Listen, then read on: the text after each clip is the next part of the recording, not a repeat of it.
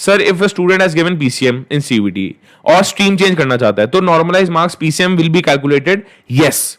बहुत इंपॉर्टेंट ये वीडियो है, ध्यान से समझो। आप सबका एक नॉर्मल क्वेश्चन है, सर स्ट्रीम चेंज पे कोई डिसएडवांटेज तो नहीं है? मैं पॉलिटिकल साइंस ऑनर्स करना चाहता हूं तो उसकी एलिजिबिलिटी है 1 लैंग्वेज प्लस 3 डोमेन्स, जिसमें से 2 डोमेन आपकी लिस्ट B1 में से होने चाहिए, एक एक्स्ट्रा डोमेन लिस्ट B1 और B2 में से होना चाहिए। और ये B1 B2 या लिस्ट A1 क्या है 1A क्या है वो सब मैं टेलीग्राम ग्रुप पे आपके पास अपडेट कर चुका हूं, अभी मैंने दिखाई भी थी। तो भले ही आपका पीसीएम हो, आपका पीसीएम ही कैलकुलेट होगा, उससे फर्क नहीं पड़ता आपके पास पॉलिटिकल साइंस है या नहीं है। आप साइंस से अगर स्ट्रीम स्विच करके पॉलिटिकल साइंस ऑनर्स में जाना चाह रहे हो, it is not necessary that you will be undergoing an disadvantage. आपका कोई भी डिसएडवांटेज नहीं होगा, कोई भी मार्क्स में डिडक्शन नहीं होगा, कोई भी मेरिट कैलकुलेशन में डिडक्शन नहीं होगा। यहां पे एक मिथ है, अगर मैं स्ट्रीम चेंज कर लूंगा तो मेरे गलत मार्क्स कैलकुलेट होंगे या कम मार्क्स कैलकुलेट होंगे, ऐसा कुछ नहीं है। आप एलिजिबल होने चाहिए, नॉर्मलाइज स्कोर तो वही कैलकुलेट होने वाला है जो आपका ओरिजिनल है।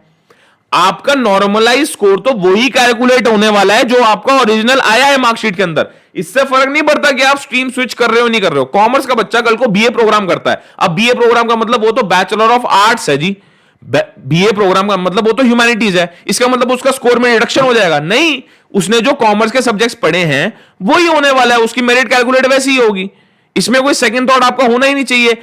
उस गलतफहमी में मत रहो। ये पिछले साल तक यार सारा का सारा प्रोसेस था, अगर कोई साइंस का बच्चा ह्यूमैनिटीज में जा रहा है तो 2.5% डिडक्शन हुआ करता था। अब ऐसा कुछ नहीं है।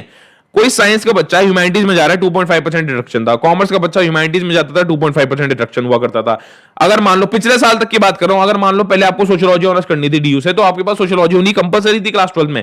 अगर आप ह्यूमैनिटीज के स्टूडेंट हो, सोशियोलॉजी नहीं है, आप एलिजिबल तो, बट तब भी आपका डिडक्शन होता। तो ये पहले नॉर्म्स थे, अब ऐसा कोई नॉर्म नहीं है।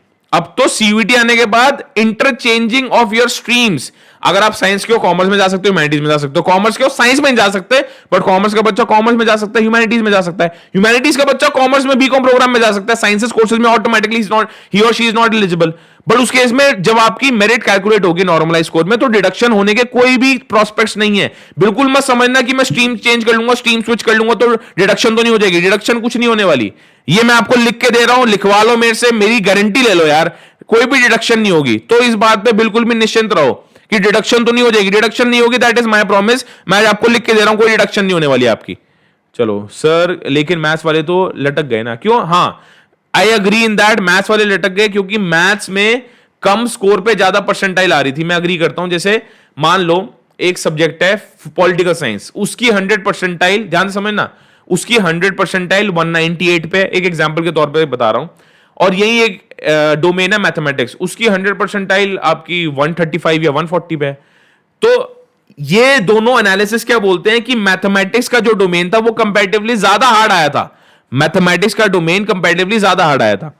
अब जब मैथमेटिक्स का डोमेन कंपैरेटिवली ज्यादा हार्ड आया था तो नॉर्मलाइज स्कोर में वो स्टूडेंट फंस सकते हैं जो मैथमेटिक्स ऐड करवा रहे हैं, बट इतनी ज्यादा प्रोबेबिलिटी उसकी नहीं है। उसका लॉजिक ये है, मैथमेटिक्स कुछ ही कोर्सेज के अंदर कंपलसरी है, जैसे BTech, professional courses, BA economics honours, maths honours, stats honours, कुछ ही लिमिटेड चंक ऑफ कोर्सेज हैं जिसपे मैथमेटिक्स कंपलसरी है। अगर आपका मैथमेटिक्स लटक गया तो सबका मैथमेटिक्स लटक रहा है, उसमें कोई आप सेकंड थॉट मत रखो कि यार मेरा मैथमेटिक्स खराब हो गया, मेरा तो मेरिट में वो कैलकुलेट ही नहीं हो रहा, तो किसी का भी नहीं हो रहा।